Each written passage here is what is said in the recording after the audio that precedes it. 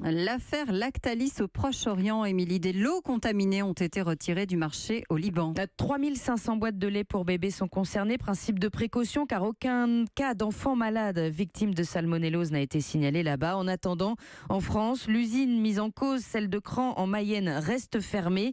250 salariés au chômage technique depuis bientôt 2 mois. Ça commence à faire long. François Coulon pour Europe 1.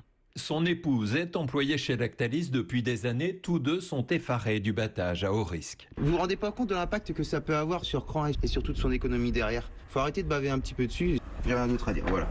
Vincent a lui un frère salarié dans l'usine de Cran. Pour l'essentiel, tout est top secret. Il me dit que cette entreprise est en danger. Ils sentent une pression. D'où vient le problème? Comment le résoudre? Chacun essaye de se défendre. Des amis techniciens, Jérémy en a une demi-douzaine sur place, très secoués par l'affaire. C'est l'inquiétude pour leur emploi, quoi. Se dire que demain, peut-être, ils devront être obligés de changer d'usine, voire de déménager pour certains. Donc c'est ça qui les inquiète. S'ils n'arrivent pas à se débarrasser de cette salmonelle, peut-être. Le fait que ça touche les nourrissons, ça impacte vraiment les gens dans l'esprit.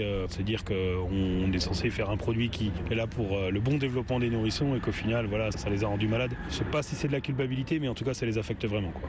Beaucoup enfin ne vivent pas très bien les analyses opérées sur leur selle pour savoir si l'un d'entre eux est porteur de la salmonelle et a pu la transmettre à la chaîne de fabrication. Cran, François Coulon, Europe 1.